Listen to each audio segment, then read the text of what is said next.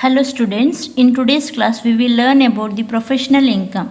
So professional income here, every assessee who earn a income from their profession is taxable under the head section 28 of our Income Tax Act while computing the gross total income.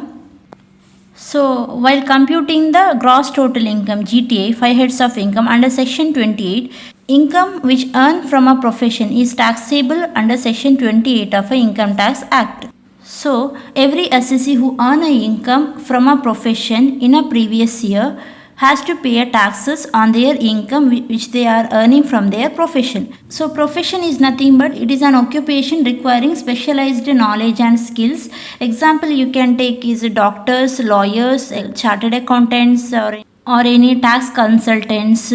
So if these professional employees, the one who engaged in this profession, if they earn a income, then that income will be taxed under section 28 of a Income Tax Act. So here there is a calculation, there is a format to find the taxable professional income. So here whatever the received professional income received is not taxable, so they can claim a deduction relating to the professional expenses. So see the format for computation of professional income as per section 28. So here 3 column particulars and 2 column. So first we have to write about the professional received. So if it is a doctors or a lawyers or any chartered accountants, if they are receiving any receipt from their professional, whatever the income they are receiving from their profession, so that should be added together. So from that total they can claim deductions relating to their expenses. Relating to the expenses which is relating to the profession can be deductible. So balance is taken as a taxable income from profession. So on this income they have to pay tax under section 28 of a Income Tax Act while computing their gross total income. So see here one of a overall format for professionals. So professionals may be like doctors, lawyers, accountants, tax consultants. So here there is a one format to compute the professional income, taxable professional income. So main format it says about the professional receipt minus professional expenses. So relating to professional receipts, there are some of the receipts given here. So under that first one is fees. So for all the professionals, maybe the doctors, lawyers, accountants, tax consultants, they will levy the fees is for their profession. So that fees amount is taken as a professional income for their professional income, and that should be taken under their professional receipt. Then any operation fees or visiting fees, mainly especially relating to the doctors, for their operation fees or visiting fees, that is taken as a income from their profession and it should be taxable here. It should be added here. Then any institute fees for the accountants, any institute fees, then any legal fees or practicing fees for relating to lawyers. For the lawyers, if they receive any legal fees or any practicing fees, that is taken as an income from their profession. Then any gift received from clients.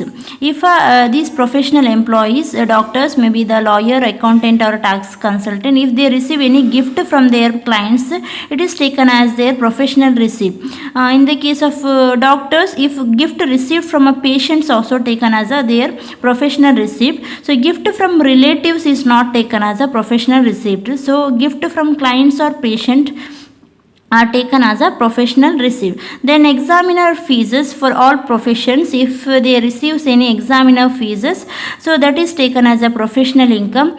Then audit fees in the case of tax consultants, audit fees in the case of, you can write here, audit fees in the case of tax consultants, it is taken as a professional receipt. Then any all other professional receipts, maybe sale of medicines. So if a doctor sold any medicines, from that sale of medicine, if he receives any income, that is taken as a professional receipt. Then honorarium from hospitals. So if any honorarium receives from a hospitals, or any royalty for the royalty from article published in journal, so these are the taken as a professional income and it should be added together under the head professional receipt. So after that we have to total it.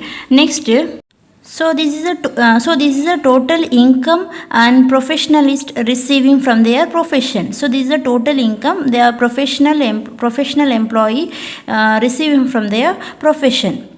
So this total income whatever received from their profession is not taxable, so they can reduce their total income by deducting the expenses relating to their profession. So they can deduct the any expenses if they incurred relating to their profession. So we have to deduct only the professional expenses or payments here.